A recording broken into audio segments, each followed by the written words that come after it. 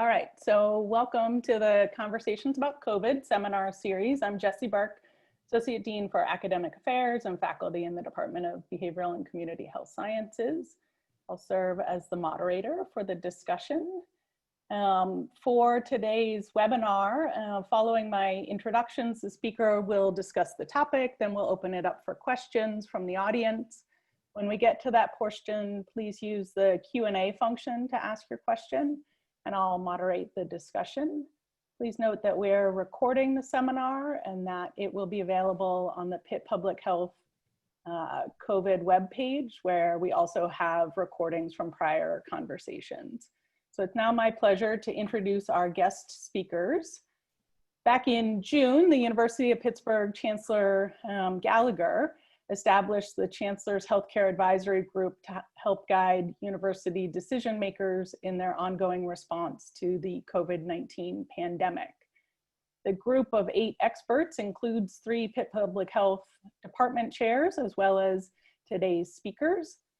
Dr. Margaret McDonald is our first speaker. She's Associate Vice Chancellor for Academic and Global Affairs and Health Sciences. She coordinates the development and support of research, educational, and public affairs initiatives within health sciences schools and between the health sciences and other universities. She promotes and implements health-related collaborative relationships with academic institutions in other countries. Dr. McDonald is also Associate Professor of Epidemiology here at Pitt Public Health, and her research interests include health and risk communication and the global burden of psychiatric illnesses. Before coming to Pitt, she worked as a science and medical journalist, and I just recently learned that she received the Robert G. Fenley Writing Award, the highest award given by the Association of American Medical Colleges. So we're pleased to have her here today. Our second speaker, John Williams, is a professor of pediatrics, microbiology, and molecular genetics, the Henry L. Hillman Professor of Pediatric Immunology, Chief of the Division of Infectious Diseases, and Director of the Institute for Infection, Inflammation, and Immunity in Children. He's very, very, very busy, and we're very fortunate that he is here with us today. Dr. Williams is an international authority on epidemiology and the pathogenesis of respiratory viruses. He conducts collaborative research around the world, including sites in South America, the Middle East, and Africa. And in addition to serving as a member of the Healthcare Advisory Group, he leads the COVID-19 Medical Response Office for our university. That's the office that oversees the implementation of the virus monitoring program for all 5 Pitt campuses. So I'll now turn it over to Dr. McDonald, who will start our conversation by providing an overview of the work being done by the Healthcare Advisory Group. Thank you both so much for being here today. Okay, thanks a lot, Jessie. I'm going to try to share my screen, get the right thing. Here we go. I'm going to be really quick because John has much, much more interesting things to tell you than I do. I thought I would give you a brief overview of how the Healthcare Advisory Group came to be formed and what its directive is. Okay, I'm trying to make this slide go, Joe, and it's not going. Click on the slide. There. Okay, here we go. Okay, it worked. The charter of the Healthcare Advisory Group is shown here. As you can see, it was created as part of the university's effort to plan for dealing with COVID-19 on our campus. And the charge is to recommend standards and guidelines, not only for the early days of the pandemic, but more importantly, and this is why I have it in red, for monitoring and revising those requirements as things change. Now, the establishment of the Healthcare Advisory Group was really interesting because Chancellor Gallagher asked our new Senior Vice Chancellor and Dean of Medicine, Annette the Shaker, to do this on something like his 3rd day at Pitt. at the beginning of June. So the chancellor says, well, you need to do this. He says, well, I don't know anybody yet. How do I get that stood up and running quickly? So among the first people he called were many of the members who joined that healthcare advisory group. And as you can see, he appropriately turned to the Graduate School of Public Health for that leadership. So Dr. Shaker is serving as the chair of the group. He has the chair of my own department, Ann Newman, Mark Roberts, Sally Wenzel. We have representation from the Office of University Counsel, because there are a number of legal factors that need to be considered in making these decisions, especially since we have represented as well as non-represented employees on campus. Jay Farrat, who knows as much about public health as anybody in the group. John, I really serve as the coordinator, and Tyler Tenney, a policy specialist, is the person who takes the recommendations from the Healthcare Advisory Group up to the Resilience Steering Committee, which makes the ultimate decisions for the university. The Healthcare Advisory Group's charge was to develop standards and guidelines, and among those that were considered early on were the face covering, PPE, personal hygiene, safe mobility, shared spaces. The guidelines are updated regularly based on new information on COVID-19, and that information comes almost every day. Importantly, the Healthcare Advisory Group advises on Pitt's operational posture. We have 3 postures: high risk, elevated risk, and guarded risk. And you can see the criteria for each of these on the right side of the screen. Operational posture is assessed on a weekly call. It is based in part on what we're seeing on campus as reported through our Emergency Operations Center. Currently, as you probably know, we are in elevated risk posture on the Pittsburgh campus, but all of the other campuses are in guarded posture. One of the tools that has been stood up to help inform posture decisions is our dashboard. Our dashboard shows the number of positive tests per day within our student population, including the active cases in isolation, the number of positive tests per day for faculty and staff, as well as the percent of positive from surveillance testing. And this dashboard was really the COVID-19 Medical Response Office really had a lot to do with setting this up and setting the parameters that would be reported. So I'll leave it to John to tell you more about all of that. But the Healthcare Advisory Group does look at the dashboard data before making its posture decisions. Maybe, Maggie, you could talk about just other things, without getting too much in the weeds, but just other local things that factor into the thinking on the posture, besides just, because people often ask, well, what's the number? And there's not really a magic number. No, there is no magic number.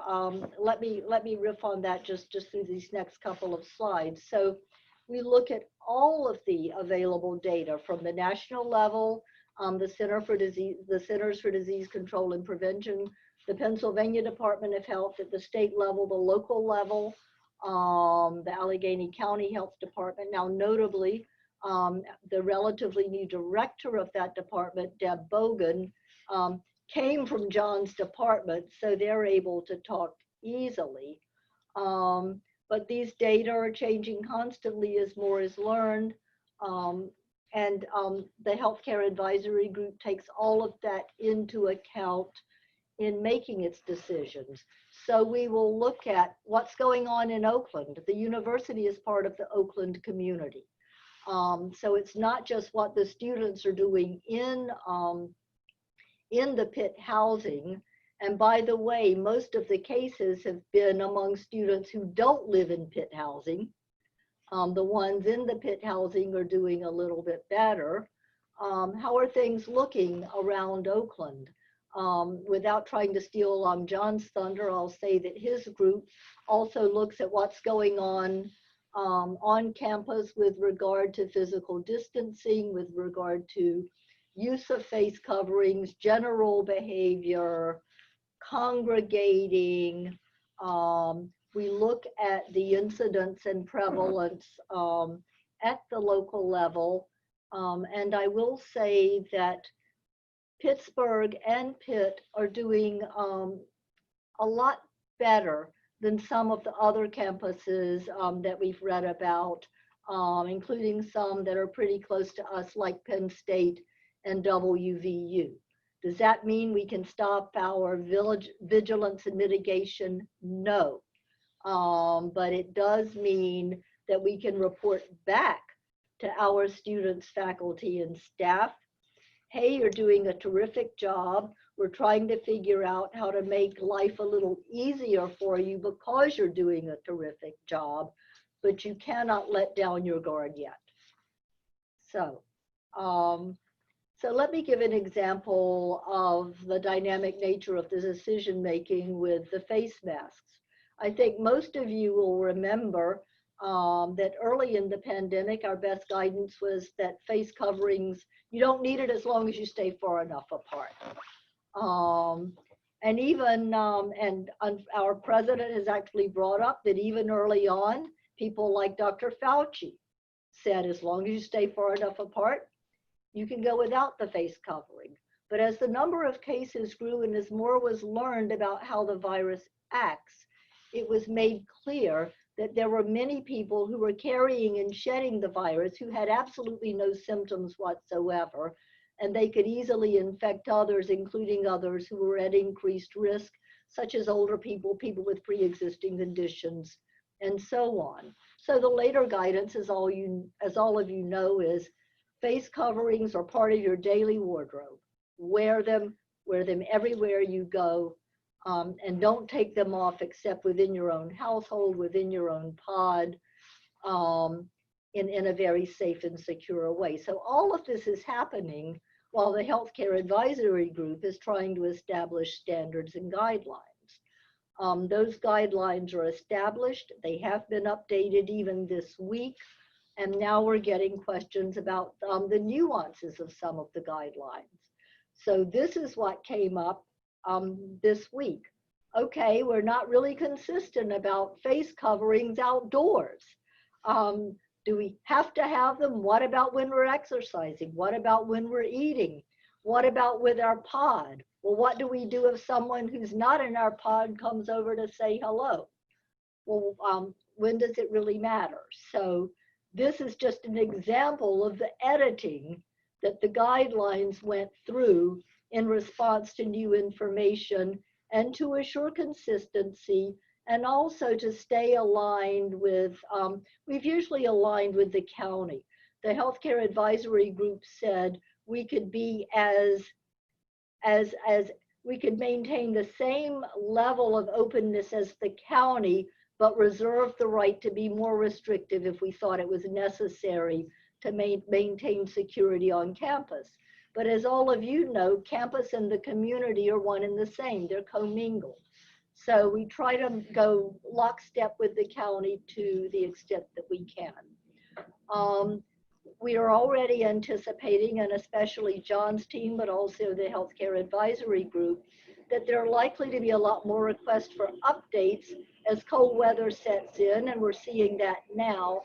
And as more activities by necessity have to move indoors where there may be less air circulation, where the quality of the HVAC system is much more important than when we have a nice breeze outside, and so on. So I think we can all anticipate another update to the guidelines moving forward. And all I can say about questions is, if you can think of the question, it has probably been asked. These are real questions that were put to the healthcare advisory group. And if we have a little time at the end, we could have some fun in seeing what the audience's answers to these questions might be. So may I use a clear face shield rather than a cloth face covering while lecturing to my students? I'll give you the answer to that one because we've already put it up in the Q&A. The answer is yes, but just while lecturing. We want you to maintain physical distance of at least 6 feet. And if you want to walk around the classroom and be a little closer, please put on your cloth face covering that covers your mouth and nose. And all I will say is that those answers need to be based on the science. So that's all I need to say, and I'll turn it over to John for the good stuff.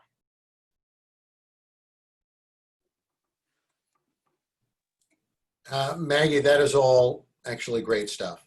That's a perfect segue into mine because I'm going to talk a little bit more about some of the nitty-gritty logistical things because I think, you know, Maggie really highlighted a couple of things. One is the idea like you do the best you can with what you have.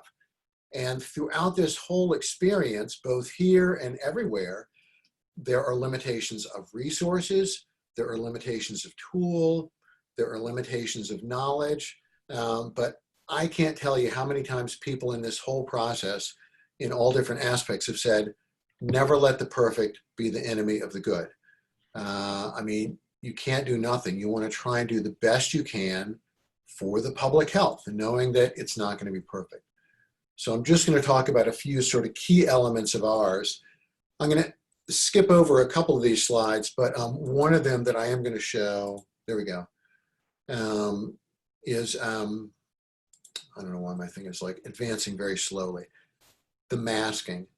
I just want to emphasize that, as Maggie did too. We actually didn't coordinate and plan our slides. She's seen some of mine in the past and I saw some of hers in the past, but you know, it's not an accident that we both said masks are number one. Masking is this, it turns out it's now become clear throughout the pandemic. Even though early on people questioned the value, it's become clear is the single most effective intervention that we have. And these are just 3 different papers illustrating that. But these are things, this is what's so interesting about it from a public health perspective. Most of the data previously on masks was focused on providers. You know, as a doctor, when I'm seeing patients with flu, if I wear a mask, does it keep me from getting flu? The answer is yes, obviously. There really was very little data out there about what about masks in the general public. Arnold Monto at the University of Michigan did this beautiful study years ago, 2010, I think, in college students, where he had a group of college students that wore masks all day long, and then other control groups that didn't. And during flu season, the students that wore masks all day, just around in their lives, outside of their room, had a lot less flu, significantly less flu. So, but that was about the extent of the evidence that out in the public, masks would be that effective. And so there was a lack of data. And then a conflict with resources. You all know, like early on in the pandemic in the spring, there weren't enough masks for the healthcare workers. Okay, well, that, you know, it's more important for the healthcare worker to be protected in the ER and for others to just stay home. So that came into play. And then, and Maggie touched on this a little, through this whole process, there's the data that guides what you do, and then there's what you do and what you learn once you do it. And then there's the what if. And it turns out a lot of these what if thought experiments just don't pan out. A lot of my friends and I around the country in ID were arguing in the spring. I sort of said, well, I think general public should probably be wearing masks. I mean, there's Arnold's study from 10 years ago, and there was the experience during both SARS and the flu pandemic that Asian countries where there was universal masking had less disease. So there was some evidence, not rigorous scientific trials.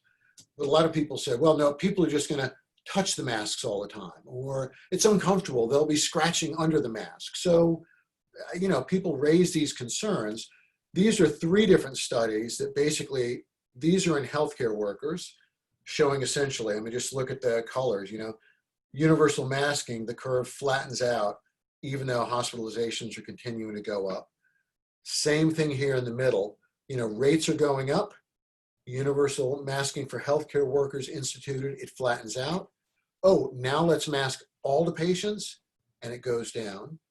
And then this is in a community, I think this was in Boston, if I remember right, but community was not masking and healthcare workers were. Incidents flatten healthcare workers and not in the community. And then one of my favorite mask stories, although it's not a scientific study, Yeah. there were two hairstylists in, I think, Omaha, or somewhere in the Midwest, right after the pandemic lockdown. Everybody, you know, states opened up, everybody came pouring out to get the haircuts they'd been avoiding for 6 weeks.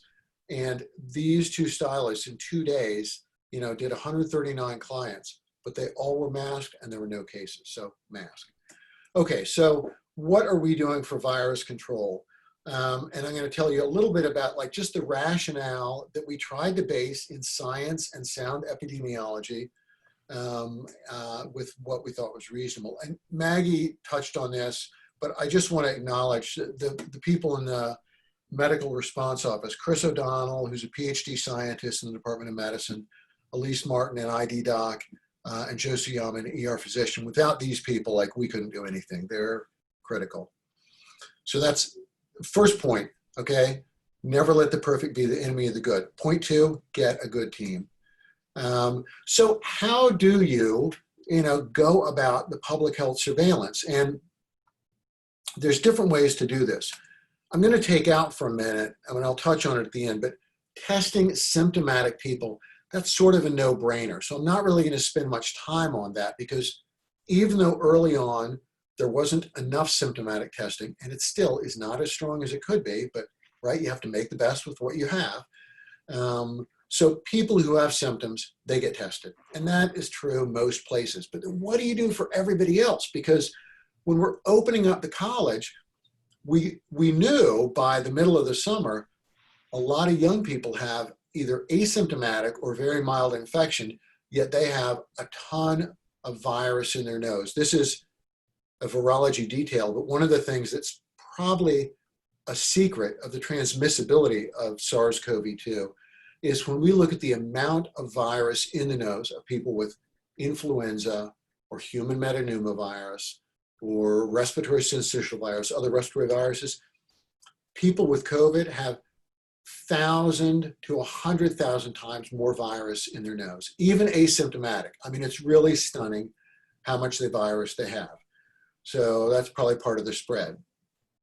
So what we decided to do is a classic epidemiology method for determining the prevalence of disease X in population Y. And this is systematic random surveillance testing, subsampling, testing a representative subset of the population if you either can't or don't want to test everybody in the population. And what we did is worked with statisticians in the Graduate School of Public Health to basically do a power calculation, to look at, okay, Pitt has in a normal year about 30,000 students physically here. This year we have about 23,000. But we based our calculations on 25. Okay, how many students do you need to test to know with a plus or minus, with an accuracy to know plus or minus 1% what's the prevalence? And we picked that number because, we would make major changes like the posture that Maggie mentioned. If it's 0.5% or 1%, like that's the same, we don't really care. But if it's 1% or 5% or 10%, that's a big difference. It turns out that that number needed to test is about 10% of the population. And so we often say that in communications, but we didn't just randomly pick 10%. And we did this in two different ways. The purpose of this, yes, you identify a few students who are positive, but more importantly, you have a finger on the pulse of those asymptomatic people walking around. We know from the sick people showing up how many sick people have it, but what's out there in the community that we're not aware of. And this is what it tells us. And a critical aspect of this, systematic random testing is it's got to be representative. You can't just ask people to volunteer because maybe the people you most want to test don't show up, and people that you do want to test, you get selection bias. So we thought the relevant populations were based on geography, those from Western PA from the region or from other states, or the rest of Pennsylvania or other states or international. Of course, that's much lower this year because of travel. At a normal time, about 10% of Pitt students, undergrad and grad, are international. And then about a third of Pitt students live on campus and 2/3 live off campus. So we had 8 buckets, those 4 geographic groups and on and off campus. And people often raise the question, well, what about hotspots? What about people coming from Florida or Texas? But it's not where you go, it's what you do. If you have been careful in Florida, you're actually lower risk than if you're going to a bar unmasked in Lawrenceville. And we asked the Pitt students to quarantine themselves. Now, I'll come back to that on, I think, the next slide. This next is a really important point that's been borne out by the evidence. People often ask around, why aren't you just testing every student? It's specifically recommended against by public health authorities for the reasons that, number one, you often have negative results with a single point in time test for that individual. And this is because during infection, there's no detectable virus for the first 3 to 5 days, even though the person's infected. Then the virus starts replicating, goes into the detectable range, stays there for a number of days, and then it goes away. So people can absolutely be infected, and they'll be spreading it on day 5, but the first 4 days or so, you can't detect it. And that false negative is a huge problem. And we've seen this. Public health authorities who said this were right, because many colleges said, everybody's got to get tested before they come here. And once you get here, all good. That didn't work. And yet, again, there's not enough testing. So with every university in the country trying to test, 20 million students are going back to college every fall. That's just too much. And then there's a lag time. If you find out a week later that somebody is positive, but they've been wandering around in the meantime, not helpful. So this is how we landed on the systematic random surveillance. So this is a sort of cartoon, a schematic of arrival. And we spaced out the arrival of, this is the on-campus students, which is about 8,000 or so, something like that, that they came in these 2-day cohorts, okay? And they would arrive over 2 days, and then we would test that group over the next 2 days. And the reason we staggered the groups is, what if the first group that comes has 5%, right? This is how a lot of schools got into trouble, because they just brought everybody back, and then they found out, oh my God, like, we're already in trouble and you're all here. I mean, I feel bad for schools that ended up in that bucket. Again, it goes back to getting a good team. We had lots and lots and lots of people involved in this who thought about what's the best way to do this. So they came staggered out both at the Oakland campus and over the regionals. And a key part of this is that we asked the Pitt students to shelter in place, basically to quarantine at home for 7 days before they came, and then to travel safely, either to drive in a personal vehicle, or if they had to take public transportation, to do that very, very, very carefully, and then to shelter in place when they got here for 7 days. I mean, you all know the quarantine is 14 days, but basically it just didn't seem practical. Students have to get here, and it didn't seem practical either. If we told them to quarantine for 14 days at home and then travel, what if they did get infected and travel? And it wasn't practical for on-campus students to say quarantine for 14 days here before anything happens. So again, never let the perfect be the enemy of the good. We thought that was the most rational approach to do it. Just an example of how complex these things are. This is the testing, which I'm going to pretty quickly go through our testing protocol. But what we were doing with this random testing of a subset of students, is, we collect swabs from student at the testing site, and those go to a lab, a Pitt lab, where they get pooled together. 4 samples go into 1 sample to make it more efficient to allow us to test more. And then those go to another lab, and then those get entered and tested by PCR. And then the data all has to flow through different people. And then all this goes all different places. So I've been doing, as Jessica said in her kind introduction, I've been doing respiratory virus surveillance testing much like this for over 15 years at places all over. I mean, in rural Peru. And I was like, oh yeah, I got this down. Like I've done this in rural northern Peru, no sweat. No, I mean, this was like building a brand new thing from scratch. It was unbelievably complex, so many moving parts. So, okay, so, some of you may have been tested, but I'm going to quickly go through, here's what we did. So we send the students, they're randomly selected, they get an email with this nice little graphic that tells them what to do. And here's the site. And we built this, whole testing thing. So that's what it looks like. It's at Post-Var Hall. We invite you to drop by for a visit, even if you're not invited to test. And here's a schematic of what it looks like. People check in here, they wait in line watching videos, they go through the booths where they self-collect a swab under observation.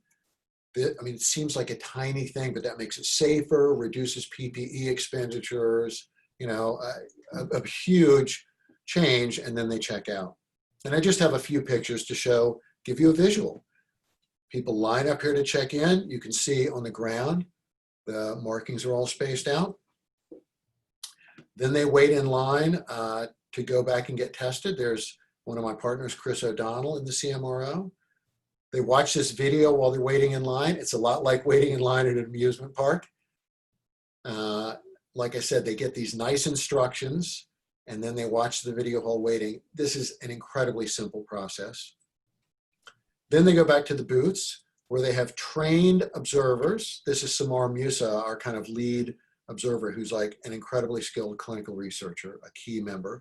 And they watch the student back there doing their swabbing. Here's what the table looks like. Student sits down here, and they have a mirror and hand gel and Kleenex and wipes and little pictures to show them exactly what to do. And then they check out. They scan with a barcode and drop it in here, so nobody has to touch anything, even though everybody's using hand gel. Once we get 100 samples in the cooler, it gets shipped up to the lab, where this fancy robot takes the samples, and you can sort of get a picture here. Basically it takes 100 samples and pipettes them down and combines them into 24. This is Chinello and the rest of the team that does the pooling. That was our very first pool. Now we have lots of them. And then those pools get tested by a number of different molecular platforms that I'm not going to belabor, but they're very, very sensitive molecular testing.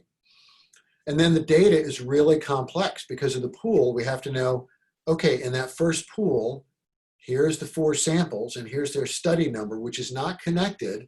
This is all protective of the health information. That's another whole piece of this, is confidentiality. And here's sort of a screenshot of what results actually look like. So, okay, pool 596 was positive. So these are the 4 student samples that were in the pool. Let's go back and test those 4 individually. Oh, it's student 2479. That's the one who was positive. And now we can act on that to isolate that student and trace their contacts. And you can imagine all the data flow here. Again, very complex, lots of moving parts.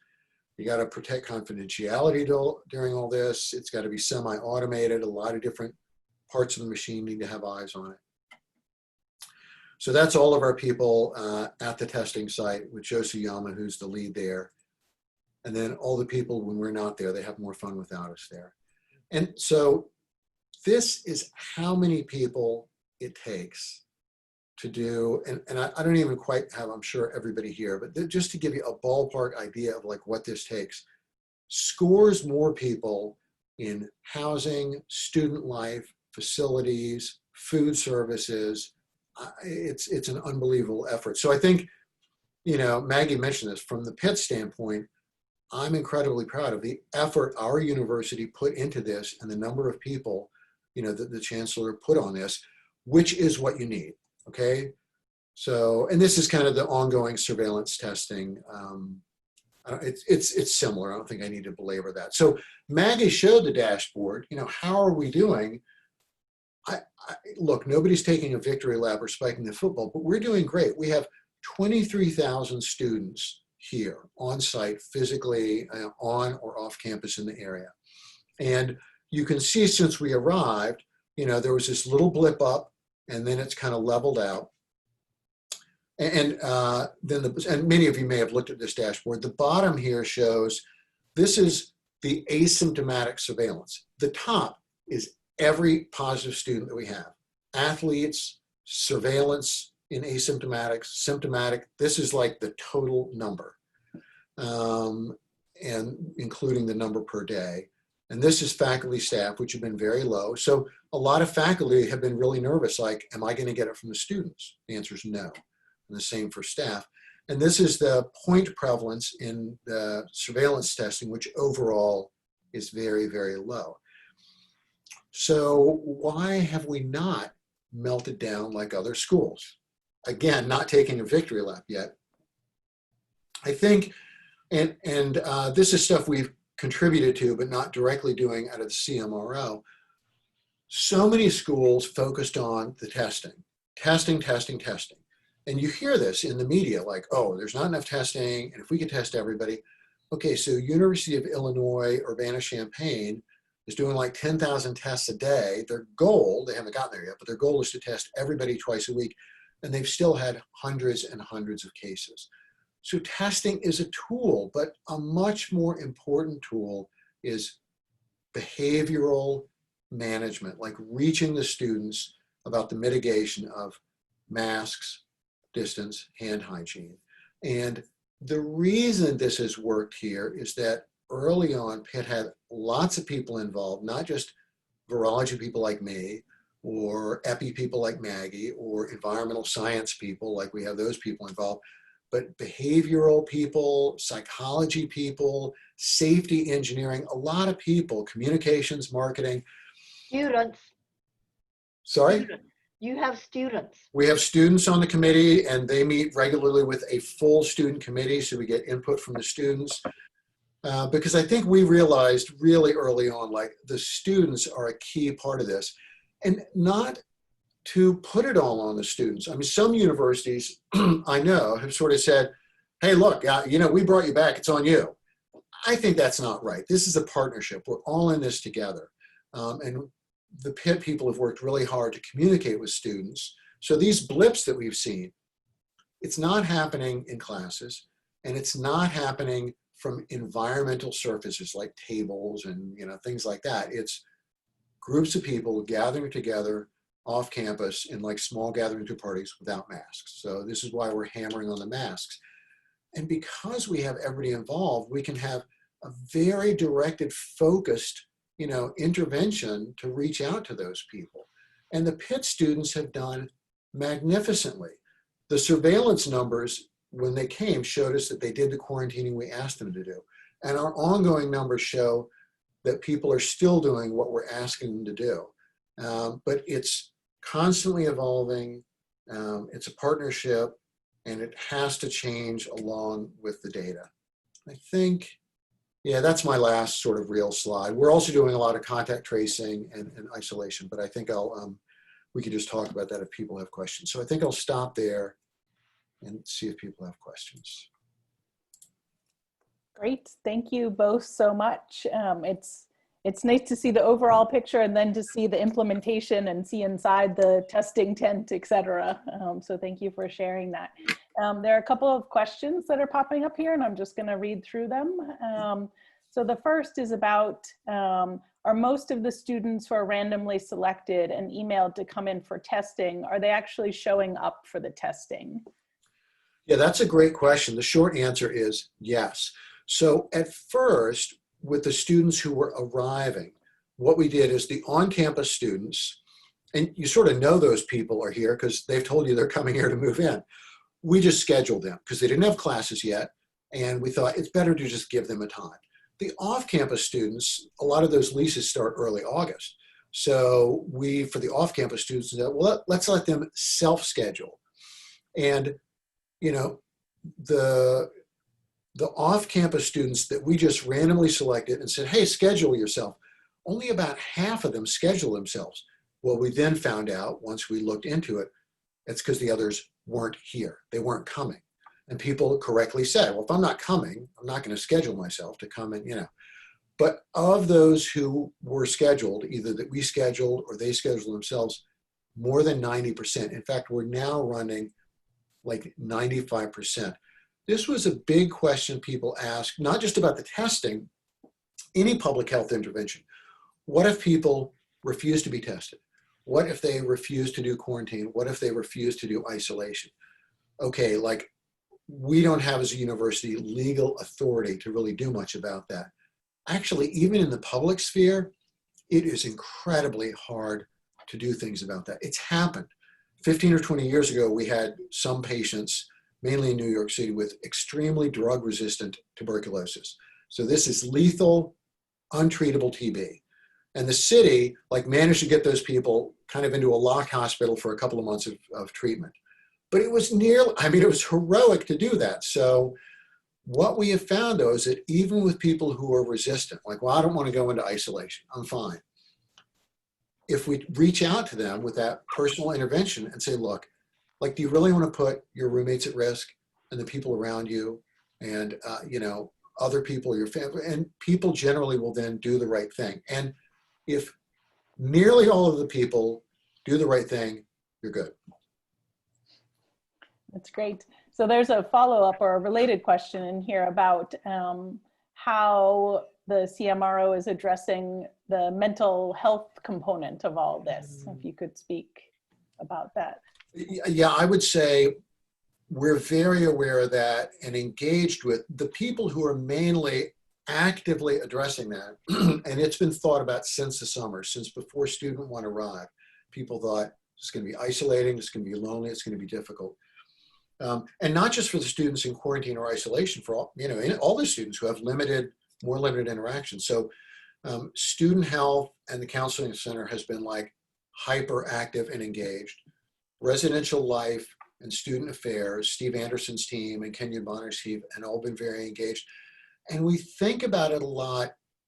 It's not just the numbers. Like right now, I just showed you numbers are doing pretty well, right? So we've been doing okay for a few weeks. So we started having in-person classes. And if things keep going well, we'll increase the activity.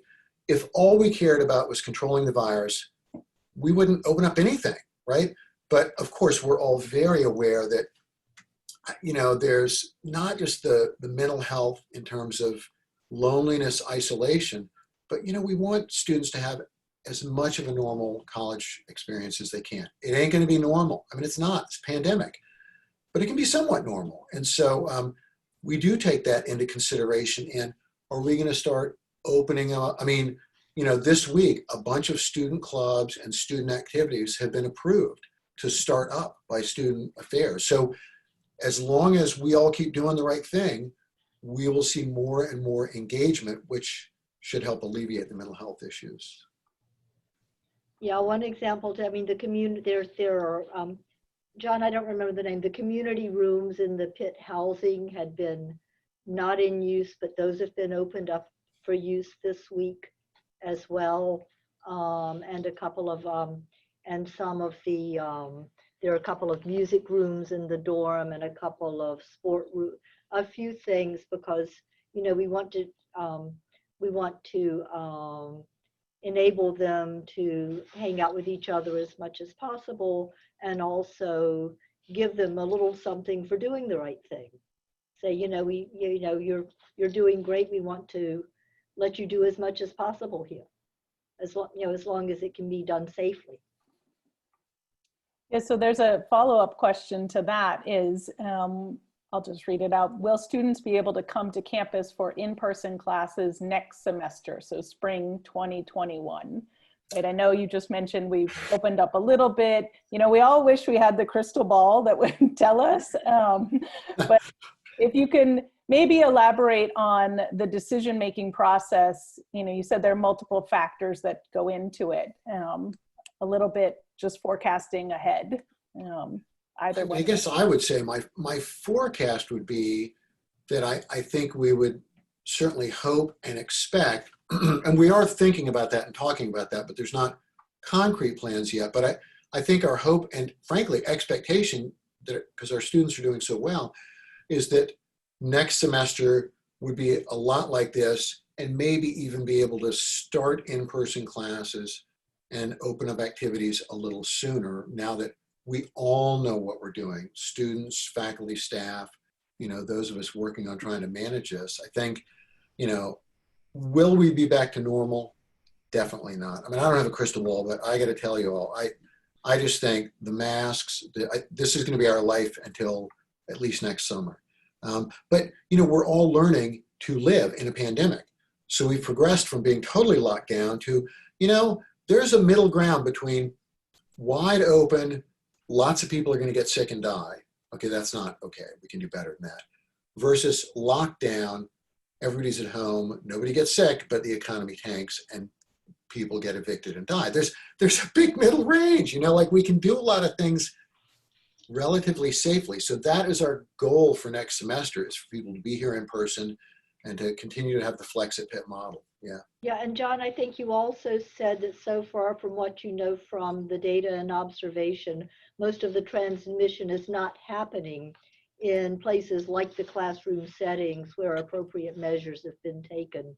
It's in the outside areas where students are congregating, maybe enjoying a few refreshments and getting a little more social than is necessarily good for their COVID-19 health. Yeah, that's exactly right. I mean, it's so much about that. And I think I get it. I mean, it's hard for people to, but if people were sitting around drinking beers together, I mean, I love the way that we all like pretend that all these students are underage and not supposed to be drinking anyways, but it's fine. I have a kid in college. He's underage. I'm sure he's having a beer right now. Well, hopefully not right now. A couple of hours maybe. But, you know, if people were sitting around and if they had their masks on, these gatherings would be a lot lower risk. The problem is that people are not wearing masks, and we all speak moistly, like a little cloud. The way you see your breath in winter, that's happening right now. You just don't see it. So we're all spewing these particles out. And of course, once you've had a few drinks, then you're, you know, louder, you get closer in, you know. A little disinhibition goes a long way. A little disinhibition goes a long way. So there's a question here asking for a little bit of clarification about the 80% of cases are off-campus students.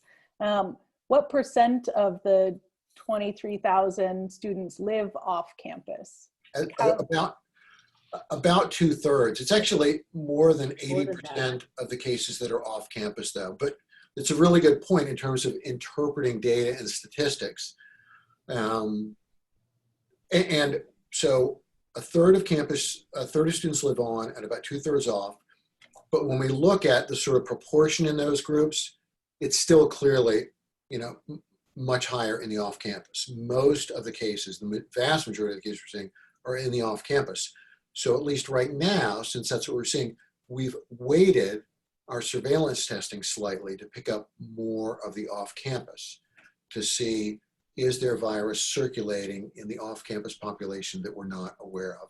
This is a key thing, is if you only are looking at symptomatic students, then if next week 200 symptomatic students show up, the horse may be out of the barn, because there's going to be silent spread. Whereas if you're doing that surveillance, then the goal is, and there's evidence from other diseases and this that it can work, is that you find it before it really takes off. There's a question here about the regional campuses and why they're only being tested every 6 weeks. I don't know if you can comment on the differences between the campuses. Yeah. Yeah, no, I can, because we're responsible for the regionals too. It's for two reasons.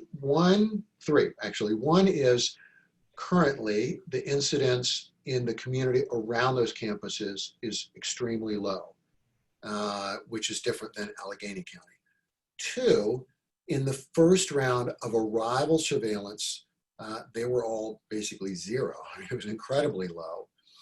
And then 3rd is, I mean, you now have a sense of the logistical complexity. You know, our goal is to do the regionals at least once a month. If we need to, we do have the capacity, we might be able to work towards more frequent, but we're just trying to find the balance between, you know, resources, capacity, and need. If we were having a lot more cases on a regional and fewer cases in Oakland, we can, you know, shift. But basically, the way we've been doing testing in the regionals is mobile. Like, we take a lot of what I showed you in Oakland at Postvar. Those people travel, you know, and they set that thing up there at the regional. So it's difficult. It's not quite. I mean, you know, if the sky were the limit, you know, a little bit more surveillance would always be good.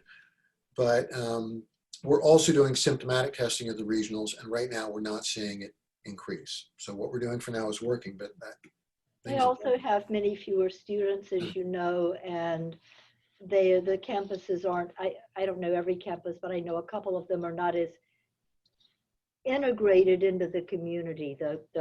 You know, they're not right on top of each other as we are. Well, and the regionals, that's a good point, Maggie. The regionals had fewer students return. We have about, you know, 23,000 and change, and we'd normally be at 30. So we have like 2/3 of our students here. The regionals have half or fewer than half of their students. Most are doing, a lot more are doing online. So the numbers are lower locally there. So the testing site is outdoors. What will that look like in January, February? He has an answer.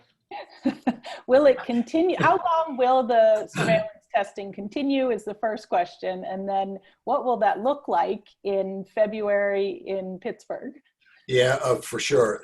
Any of us who have been in Pittsburgh for a while know what it's going to be like in the winter. So, you know, our plan, we expect that it's going to continue throughout the academic year. I mean, we don't know for sure in the spring, but my guess is, and it's just a guess, so you can't quote me on this, but I think the start will look a lot like this, and then we'll continue with ongoing surveillance. So yeah, it's going to be months that we can't do it. Probably what we're going to do, and we're deciding this right now, but based on both, primarily on, okay, you got to deal with the rain and the cold, okay, that's not sustainable, but you still want to keep it as safe as possible. Even though the way we're doing it, as I showed you with the PPE and everything, I mean, the risk of transmission is incredibly low. So what we're probably going to do is set up an outdoor tent, which will be mostly enclosed and heated, but still have more air circulation than indoors. And, you know, we don't have to close it up tight as a drum and heat it to 75 degrees. If it's mostly enclosed and somewhat heated, right, that'll take the edge off. So I think that's what we're going to end up doing. Great. Yeah, anybody who lives in Pittsburgh should hopefully have the apparel that they can stay a little bit warmer and be outside for a little while. For sure. So one final question, a question about the flu season and what toll that will take on testing and potentially on the rates too. That's an excellent question. Let me just take this opportunity to say, please get a flu shot. Student Health is giving tons of them. They're going to be giving tons of them. They're going to be setting up tents to give flu shots, you know, ideally sometime before like late October, because usually flu comes in November. So it shouldn't affect our testing capacity, because for sick patients, students, symptomatic students, they'll go through Student Health and they can be tested for both flu and COVID. That's not a problem. Our surveillance is still really going to focus on COVID.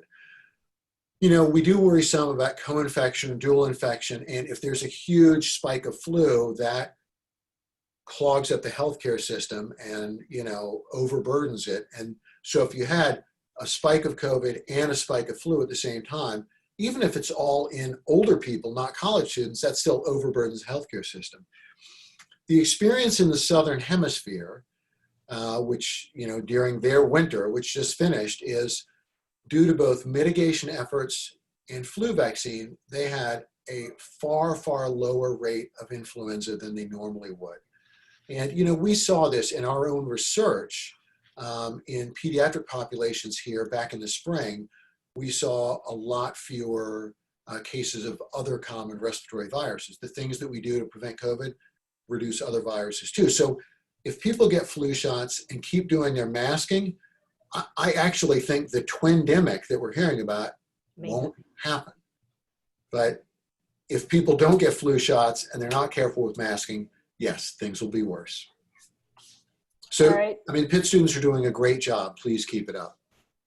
So I really appreciate you both taking the time and the questions from the audience. I know we could go on, but I also know that we're up against the end of our hour together. So thank you both so much. I want to put in a plug for next Friday's Conversation About COVID seminar.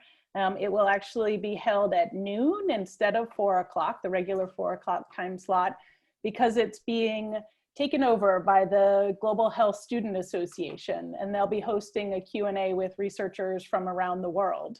So we're gonna have representatives from South Africa, Ghana, Syria, United Kingdom.